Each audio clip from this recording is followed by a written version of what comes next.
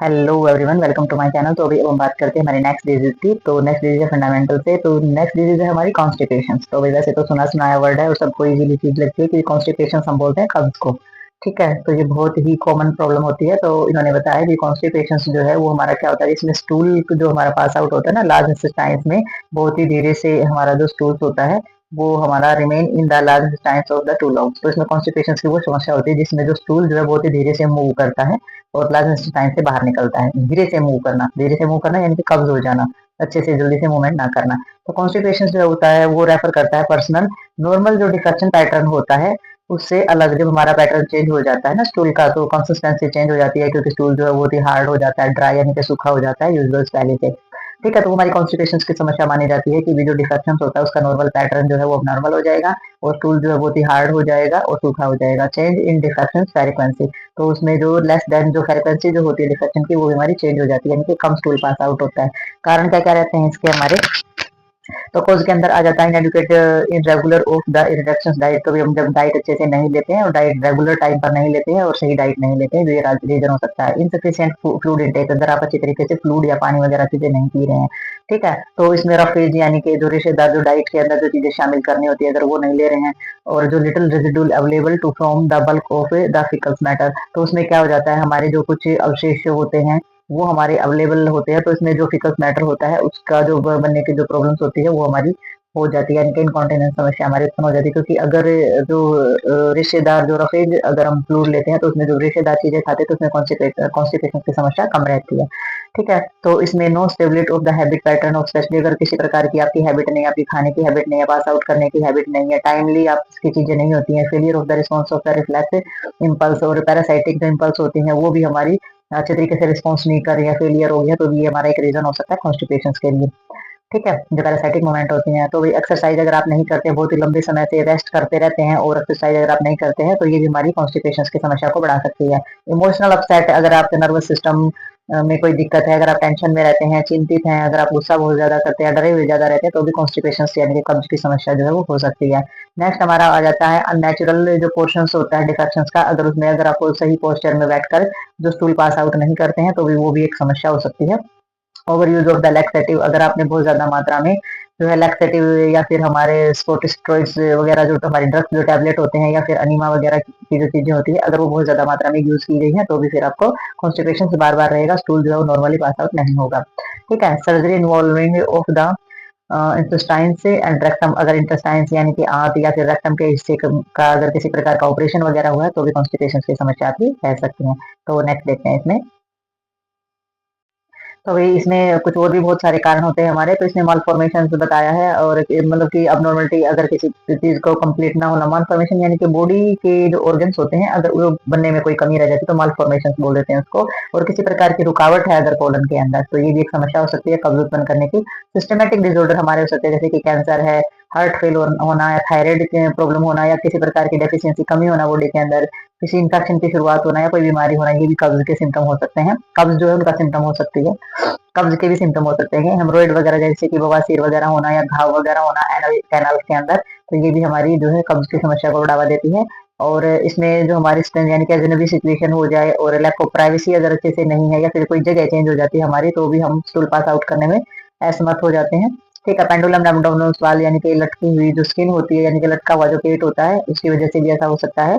और इसमें जो ड्रग्स वगैरह यूज, सेडेटिव जो ड्रग्स होते हैं यानी कि जो पेन किलर जो हमारी दवाइयाँ अगर बहुत ज्यादा मात्रा में आप यूज कर रहे हैं तो उसकी वजह से भी कॉन्स्टिपेशन हो सकता है।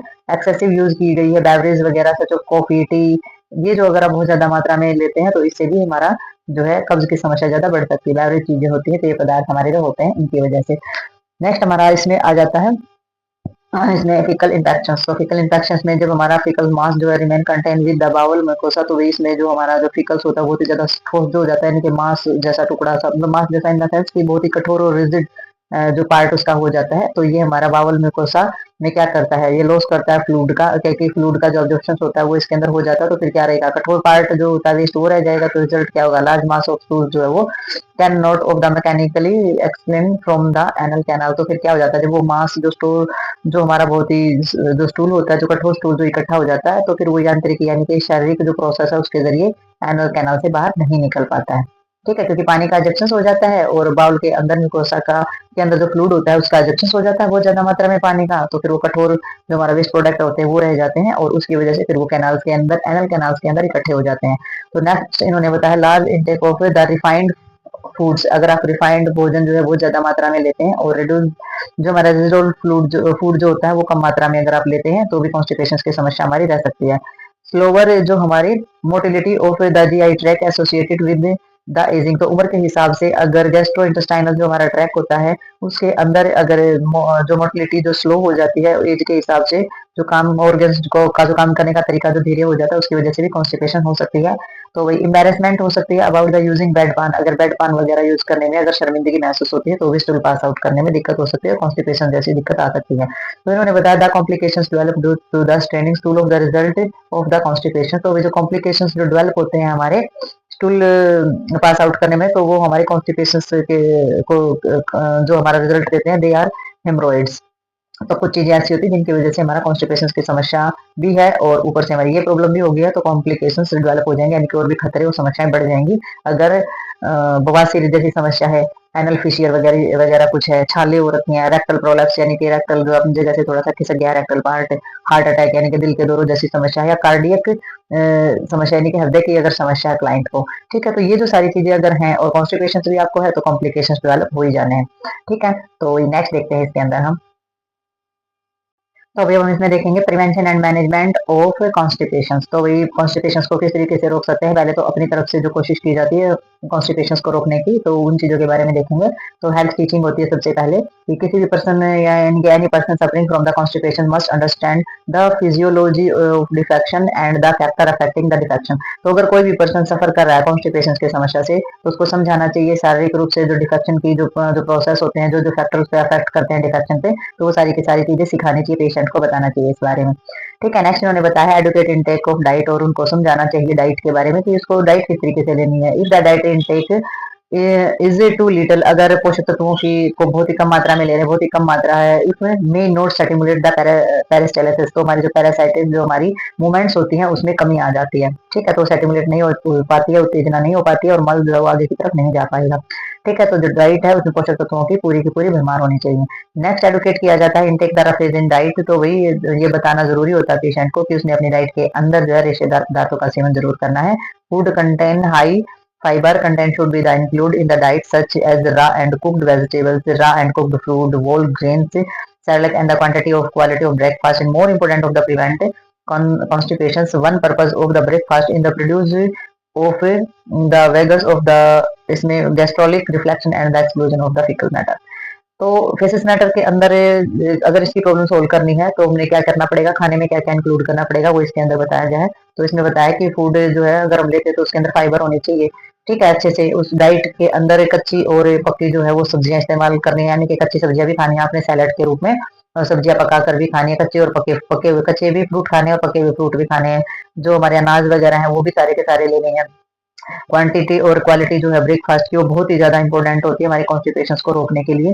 और जो इसका पर्पज होता है ब्रेकफास्ट का वो यही होता है कि वो प्रोड्यूस करे हमारी विगोरस, यानी कि जो हमारे जो कॉन्स्टिपेशन की समस्या होती है या गैस्ट्रोलिक जो हमारे रिफ्लेक्शंस होते हैं उसको अच्छी तरीके से प्रोड्यूस करे और एक्सलेंस होता है फेसिस मैटर, और जो स्टूल पास आउट करने का जो प्रोसेस होता है उसके अंदर भी हेल्प करे।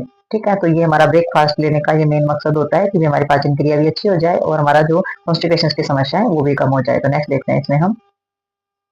तो अभी नेक्स्ट हमारे इसके अंदर आ जाता है स्टेब्लिशिंग ए हैबिट पैटर्न। तो अभी एक आदत जो होती है एक तरीके की मतलब आदत का एक पैटर्न बना के रखना। तो इन्होंने बताया usually the defection reflex is found immediately after a full breakfast। तो so the person should find time to sit on the toilet immediately after the breakfast। तो इन्होंने बताया कि एक हमारा पैटर्न होता है, यानी कि जब हम ब्रेकफास्ट करते हैं तो ब्रेकफास्ट करते ही क्या होता है, इमीडिएटली जो हमारा डिफेक्शन रिफ्लेक्शन होता है वो होता है, यानी कि स्टूल पास आउट करने की इच्छा होती है। तो पर्सन को क्या करना चाहिए, फाइंड शुड बी टाइम, तो अपना टाइम निकालना चाहिए और इमीडिएटली टॉयलेट में जाना चाहिए ब्रेकफास्ट के बाद। जैसे ही ब्रेकफास्ट के बाद स्टूल पास आउट करने की इच्छा होती है तुरंत ही बाथरूम में जाना चाहिए। ठीक है, तो ये अपना जो पैटर्न है बना के रखना चाहिए। अगर उस टाइम आप ब्रेकफास्ट के बाद अगर आपको तुरंत पास आउट करने की इच्छा होती है और आप नहीं जाते हैं तो वो जो आपका पैटर्न है वो खराब हो जाता है। ठीक है। तो इसमें आ जाता है रिलैक्सेशन। तो रिलैक्सेशन में क्या बताया इन्होंने, have environment of conductive of relaxation because tension. तो एक अच्छा एनवायरनमेंट जो है वो कंडक्ट कराना चाहिए पेशेंट को, कि उसे टेंशन, उसे गुस्सा ना हो, किसी प्रकार की चिंता ना हो, किसी प्रकार की जल्दबाजी या डर, तो इस तरीके की चीजें नहीं होनी चाहिए। एनवायरनमेंट जो है वो रिलैक्स होने वाला होना चाहिए। और इंटरफेयर विद द डिफेक्शन से रिफ्लेक्स, तो ये हमारा जो डिफेक्शन की जो चीजें होती है उसके अंदर इंटरफेयर करती हैं चीजें। और जो पेशेंट होता है अगर वो नर्वस है क्लाइंट, तो उसको आश्वासन देना चाहिए। ठीक है। नेक्स्ट इसमें आ जाती है बात प्राइवेसी की, जो सबसे इंपॉर्टेंट होती है। All person need the privacy and privacy for defection. तो भी हर पर्सन को स्कूल पास आउट करते समय प्राइवेसी की जरूरत होती है। तो लिविंग द क्लाइंट अलोन, तो जो क्लाइंट होता है, पेशेंट होता है, उसको अकेला छोड़ देना चाहिए और प्रोवाइड करनी चाहिए प्राइवेसी, कर्टन वगैरह लगा देना चाहिए। और help him to have bowel movement, और उसकी जो बावल का जो मूवमेंट करने, बावल जो मूवमेंट करती है उसमें उसकी मदद करनी चाहिए। तो इस तरीके से प्राइवेसी प्रोवाइड करनी बहुत ज्यादा जरूरी होती है, क्योंकि प्राइवेसी के बगैर हमारा जो इन्वायरमेंट में जो रिलैक्सेंस जो होना चाहिए इन्वायरमेंट के अकॉर्डिंग, वो नहीं मिल पाता है। ठीक है। तो ये बहुत ही नेसेसरी होता है। नेक्स्ट देखते हैं इसमें हम। तो अभी हम बात करेंगे इसमें पोस्चर की, कि भी एलिमिनेशन का जो पोस्चर होता है हमारा मल पास आउट करने का, वो पोस्चर कौन सा होना चाहिए।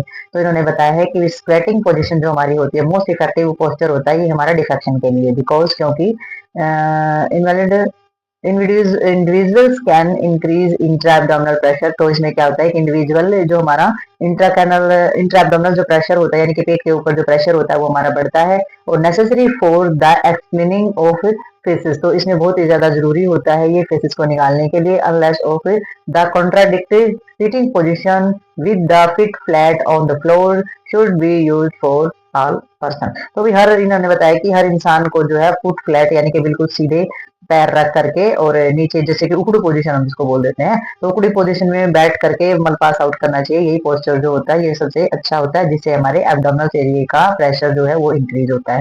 ठीक है। तो ये पोस्चर हमारा होना चाहिए मल पास आउट करते टाइम। एक्सरसाइज बताइए इन्होंने, जो एक्टिविटी होती है वो इंप्रूव करती है हमारी मसल स्टोन को। एब्डोमिनल्स की जो मसल टोन होती है, पेरिनल मसल्स जो होती है, पेरिनल एरिया की जो मसल स्टोन होती है वो भी इंक्रीज होनी चाहिए। तो एक्सरसाइज करनी बहुत ही ज्यादा इंपॉर्टेंट होती है, जिससे सारी की सारी मसल स्टोन जो है वो इंक्रीज होती है। और फ्लूइड इनटेक के अंदर इन्होंने बताया है वही अमाउंट, यानी कि नॉर्मली इंडिविजुअल जो होता है उनको 2000 से 3000 ml फ्लूइड जो है 24 घंटे के अंदर लेना चाहिए। ठीक है। और use of laxative and the suppository, जो हमारे अनिमाज वगैरह जो होते हैं, तो ये क्या होते हैं, सारे के सारे हमारे ड्रग्स होते हैं। तो इन्होंने बताया अगर जहां तक काम चल जाए ना, शुड बी द अवॉइड, इनको अवॉइड करना चाहिए, नहीं लेने चाहिए, ना लैक्सेटिव लेने चाहिए, ना स्पोस्ट्री लेने चाहिए, और ना ही अनिमाज कराने चाहिए। बिकॉज क्योंकि इनकी क्या हो जाती है, हैबिट फॉर्मिंग हो जाती है, आदत हो जाती है, इसके बगैर फिर पास आउट करने में दिक्कत आनी स्टार्ट हो जाती है। When all the other prevent measure are following. तो इसमें जो दूसरी चीजें होती हैं इसकी रोकथाम के लिए वो आप कर सकते हैं, जैसे कि मेथड में be the used but there continuously use must be decrease. तो ये क्या करते हैं, अगर कंटिन्यू आप इन मेथड का प्रयोग करते रहते हैं, जैसे कि निमा ले लिया, स्प्रोस्ट्री ले लिए, या फिर हमारे लैक्सेटिव ले लिए, तो इनकी ऐसी हैबिट हो जाती है कि आपकी जो कंटिन्यू वाली जो मूवमेंट्स होती है वो डिस्क्रीज होनी स्टार्ट हो जाती है, वो कम होनी स्टार्ट हो जाएगी। वो उत्तेजना जब तभी होगी जब आप ड्रग्स, दवाइयाँ या एनिमा का प्रोसेस कराएंगे। तो इस तरीके से ये हमें नहीं लेनी चाहिए, जहां तक हो सके अवॉइड करनी चाहिए। जब हमारा फिकल मैटर, जब आसानी से और चीजें नहीं होती है ना, जब कोई भी चीज काम नहीं करती, तब जाकर के इन मेथड का यूज किया जाता है, यानी कि मजबूरी में जब कोई और रास्ता नहीं बचा तब ये मेथड अपनाने चाहिए। ठीक है। तो ये जो हमारी डिजीज है कॉन्स्टिपेशन की, ये होती है पर कंप्लीट। तो मिलते हैं नेक्स्ट डिजीज में और नेक्स्ट वीडियो के साथ, तब तक के लिए बाय बाय।